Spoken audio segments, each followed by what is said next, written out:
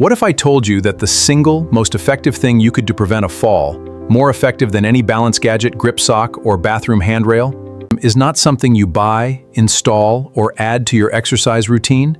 The answer is much simpler. It's a small change in the way you walk. One specific adjustment to a movement you've been doing your entire life, and one that many people unknowingly stop doing properly as they get older. Many older adults experience falls without warning. Often, they say the same thing. I was just walking across the room. I wasn't doing anything unusual. And that's exactly the point. The way we walk every day can gradually change over time. Steps become shorter, feet lift less from the ground, posture shifts forward. These changes happen so slowly that most people never notice them. Today, you'll discover what may be happening in your own walking pattern, why it can increase your risk of falling, and one simple adjustment that can help you move with greater confidence and stability, starting with your very next step. Before we continue, don't forget to subscribe and turn on notifications so you never miss future health and wellness content. If you're enjoying this video, leave a 1 in the comments. If not, leave a 0 and share how the content can be improved. The problem: shuffle gait. Imagine someone walking down a hallway. Their steps are short, much shorter than they used to be. Their feet barely leave the floor, sliding forward instead of lifting cleanly with each step. Their upper body leans slightly forward. Their eyes focus on the ground. Their arms barely swing. They move carefully because somewhere in the back of their mind, they no longer trust their balance as much as they once did. This walking pattern is called a shuffle gait, and it is extremely common among older adults.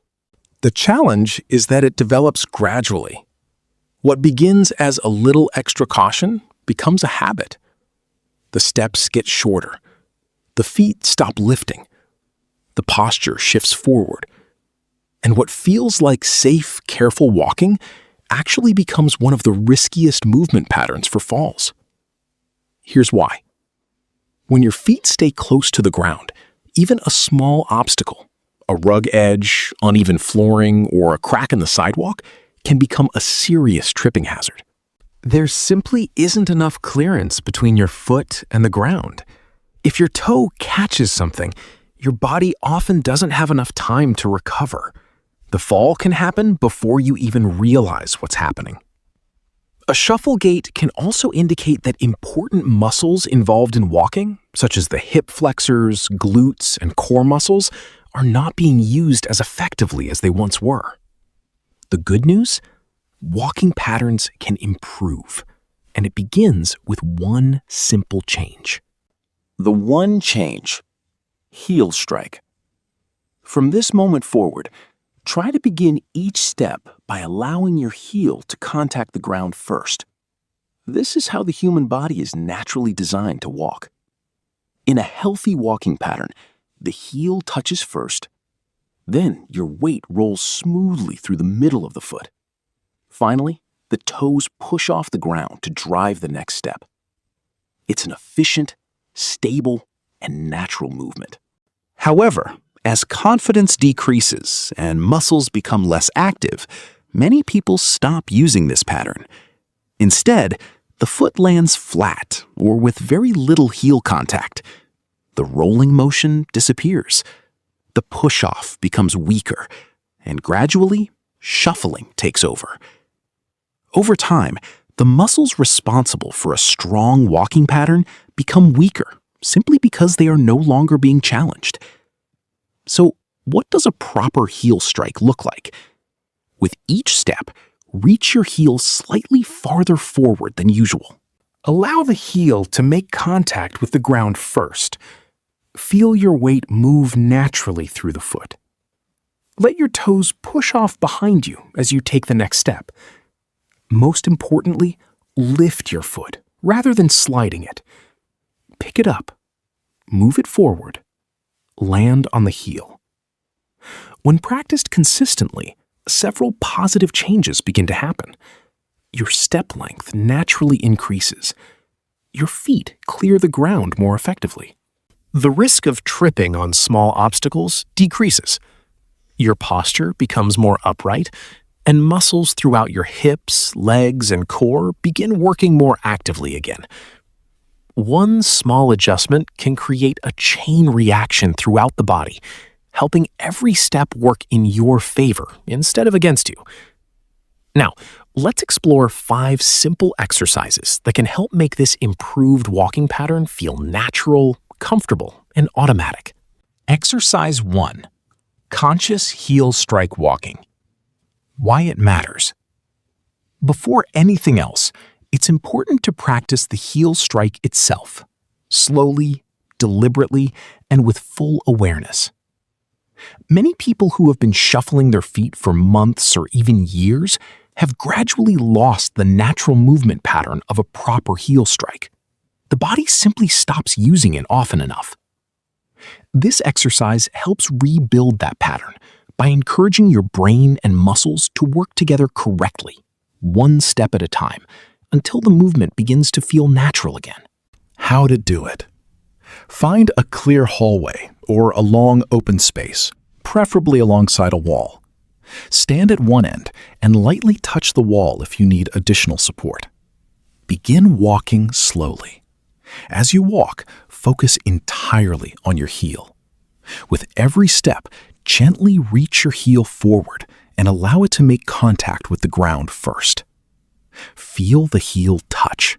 Feel your weight roll through the middle of your foot. Feel your toes push off as you move into the next step. Take 10 steps forward using this technique. Turn carefully using small marching steps and walk back another 10 steps. That completes one set. Perform 3 sets total, resting about 30 seconds between sets. What to focus on. Move much more slowly than usual. Speed is not the goal. The slower you move, the more control you gain over each step, and the easier it becomes to reinforce a healthier walking pattern. Progress tip. Once the movement feels comfortable on one surface, practice it on different surfaces, such as carpet, hardwood, or tile. The slight variation encourages your body to adapt, helping the movement become more automatic in everyday situations. Exercise 2. High knee march. Why it matters. One of the common consequences of a shuffling walking pattern is weakened hip flexor muscles, the muscles responsible for lifting your legs during walking. When these muscles become weak, your feet may not lift high enough off the ground. And when foot clearance decreases, even small obstacles such as rugs, thresholds, or uneven surfaces can become tripping hazards. How to do it. Stand behind a sturdy chair. Rest both hands lightly on the back of the chair for support. Lift your right knee toward your chest as high as is comfortable. Lower it slowly and with control. Then lift your left knee. That completes 1 repetition. Perform 15 repetitions per side for a total of 30 knee lifts. Move slowly and deliberately throughout the exercise. If it feels too easy, try lifting the knee slightly higher while maintaining good form. What to focus on. Stand tall throughout the movement. Avoid leaning backward as the knee rises. Keep your torso upright and let the lifting motion come from your hip muscles rather than momentum. Lower the leg just as slowly as you lift it. The lowering phase is extremely valuable for building strength and control. Exercise 3. Stride length walking. Why it matters. A shuffling gait often causes stride length to become much shorter over time. Shorter steps can reduce stability, disrupt natural walking rhythm, and encourage a forward-leaning posture. This exercise helps restore a healthier stride length while improving confidence and walking efficiency. How to do it. Place 2 pieces of tape on the floor, approximately 12 to 18 inches apart. These markers will serve as visual targets. Stand at one end of the hallway. Take a step forward and aim to land your heel at or slightly beyond the second marker. Repeat with the opposite foot. Continue walking the length of the hallway while focusing on reaching forward with each step. Complete 10 full strides, turn carefully, and return. Repeat for 2 full lengths of the hallway. Throughout the exercise, focus on heel contact and comfortable step length. What to focus on? Avoid overreaching or lunging. Exercise 4. Slow motion walking. Why it matters. Walking mechanics often break down when we move too quickly. At our normal pace, we tend to rely on habit and momentum rather than conscious control. When you're trying to improve your walking pattern, slowing down allows every muscle involved in movement to work with greater precision and awareness. This exercise removes speed from the equation and helps improve balance, coordination, and control. It is one of the most effective ways to strengthen the connection between your brain and your body while reinforcing safer movement patterns. How to do it. Stand at one end of a hallway or open space. Begin walking as slowly as possible. Each step should take approximately 3 to 4 seconds to complete. Lift your foot. Pause briefly. Reach your heel forward. Lower it gently to the floor. Feel your weight transfer through the foot. Push off with your toes. Then begin the next step. Continue walking the length of the hallway using this slow motion technique. Turn carefully and walk back. That completes 1 set. Perform 2 sets. What to focus on? This exercise may feel surprisingly difficult. That's completely normal. Moving in slow motion removes the shortcuts that everyday walking relies on. Every small adjustment you make helps improve balance and body awareness. Each correction your body makes strengthens the systems responsible for stability and safe movement. Instead of avoiding the challenge, embrace it. The challenge is what makes the exercise effective. Exercise 5. Obstacle step-over training. Why it matters. Practicing in a hallway is a great start, but daily life contains obstacles everywhere. Door thresholds, rugs, electrical cords, pet toys, garden hoses. Small objects on the floor can quickly become tripping hazards when foot clearance is limited. This exercise teaches your body to recognize obstacles, lift the feet high enough to clear them, and land safely on the other side. These are the exact skills needed to navigate everyday environments with greater confidence. How to do it. Place a rolled towel, foam noodle, or another soft, lightweight object on the floor. The obstacle should be approximately 4 to 6 inches high. Stand several feet away with a chair or wall nearby for support if necessary. Walk toward the obstacle at a comfortable pace. As you approach, deliberately lift your right foot high enough to clear the object. Step over it smoothly. Then lift the left foot and clear the obstacle completely. Continue walking a few steps beyond it. Turn around carefully and repeat the process.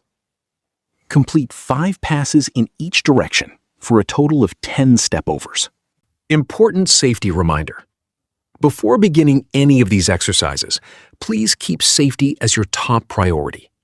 If you have recently undergone hip or knee surgery, are recovering from a lower body injury, have a painful foot or heel condition, or have been advised to limit weight-bearing activities, consider speaking with a qualified healthcare professional before starting a new exercise routine. Always practice near a wall, countertop, or sturdy chair for support. Move slowly and deliberately. Wear supportive, non-slip footwear or exercise barefoot on a safe, stable surface. If you experience sharp pain, dizziness, loss of balance, or anything that feels unusual, stop immediately and rest.